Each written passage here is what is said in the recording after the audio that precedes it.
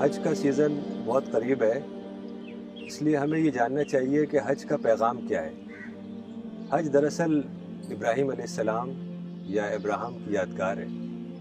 قرآن میں ایک واقعہ آتا ہے حضرت ابراہیم علیہ السلام کے بچپن کا، جب وہ ایک بچے تھے، 8-10 سال کی ان کی ایج تھی، تو اس وقت سے وہ سیکر بن گئے تھے۔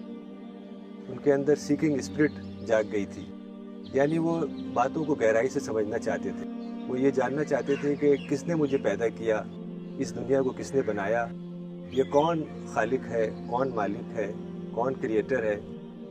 ایک بار وہ دیکھ رہے تھے آسمان کی طرف، تو انہوں نے ایک چمکتا ہوا ستارہ دیکھا، تو وہ بولے کہ لگتا ہے یہی میرا رب ہے۔ لیکن وہ ستارہ ڈوب گیا۔ پھر کچھ دیر بعد چاند نکلا، تو چاند کے بارے میں بھی یہی کہا حضرت ابراہیم علیہ السلام نے کہ لگتا ہے کہ یہ میرا رب ہے۔ لیکن چاند بھی کچھ دیر میں ڈوب گیا، تو وہ بولے کہ میں ڈوبنے والوں کو اپنا رب نہیں بناتا۔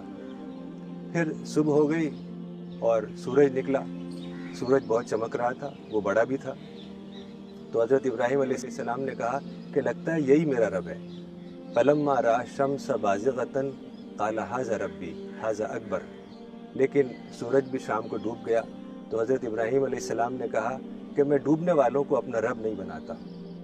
اس طریقے سے انہوں نے گہرائی سے سوچا، غور و فکر کیا، تدبر کیا، کنٹمپلیٹ کیا، اور ان کے اوپر یہ بات کھل گئی کہ یہ ساری یونیورس، پوری کائنات خدا نے بنائی ہے، کریٹر نے بنائی ہے، اور اسی نے مجھے پیدا کیا ہے۔ تو اس طریقے سے جب آپ اپنے اندر سیکنگ اسپرٹ پیدا کریں گے، ایک سیکر بنیں گے، تو آپ کے اندر اسپریچول ڈیولپمنٹ ہوگا، آپ کی اسپریچولیٹی بڑھے گی، آپ کے اندر ایک روحانیت پیدا ہوگی۔